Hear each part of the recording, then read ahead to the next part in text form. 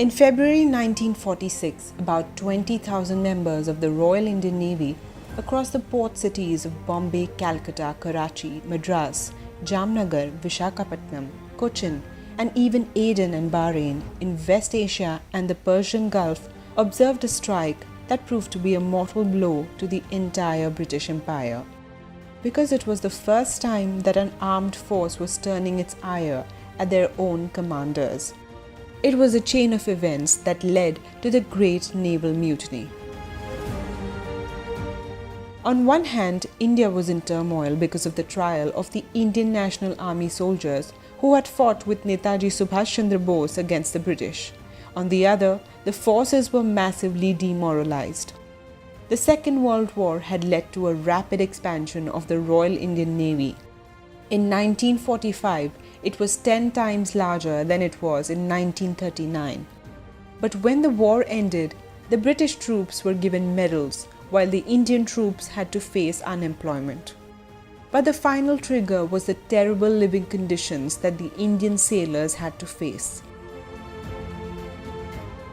On the 17th of February 1946, when 1,500 Indian ratings on board the HMIS Talwar in Bombay asked for decent food, the British officers responded by saying, "Beggars can't be choosers."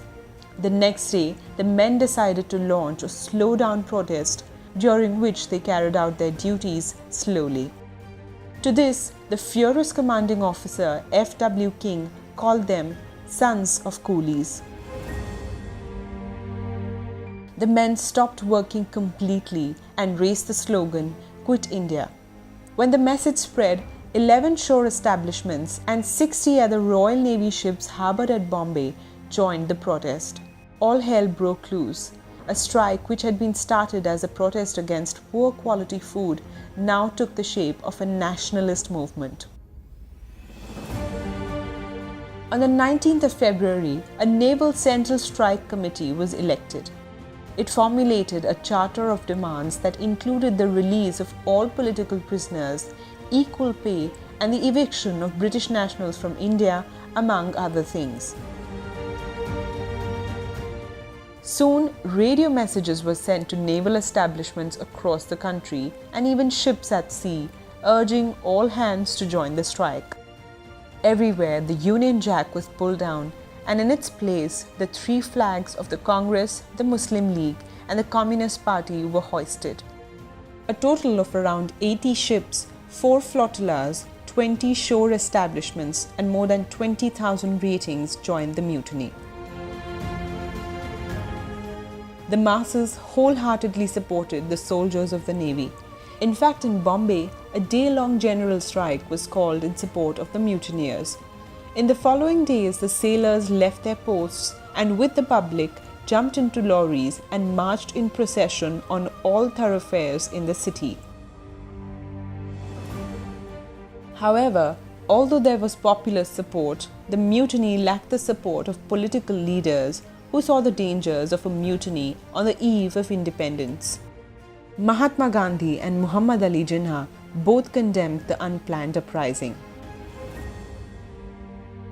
British Prime Minister Clement Attlee gave orders to put down the revolt, and rebels were given an ultimatum to surrender. Naval Chief Admiral John Henry Godfrey had fighter planes flying over the harbour, and soon a large naval fleet was summoned from Trincomalee, Sri Lanka. Sardar Patel met the strike committee and assured them that their demands would be looked into if they ended the strike. Thus, on the 22nd of February 1946, under pressure, the strike committee released its last statement saying, "Our strike has been a historic event in the life of our nation. For the first time, the blood of men in the services and in the streets flowed together in a common cause. We in the services will never forget this. Jai Hind."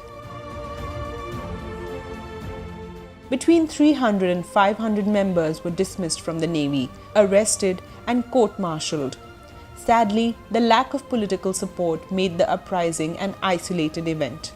But this 5-day strike is considered by historians as one of the defining moments that convinced the British that there was no hope for them in India.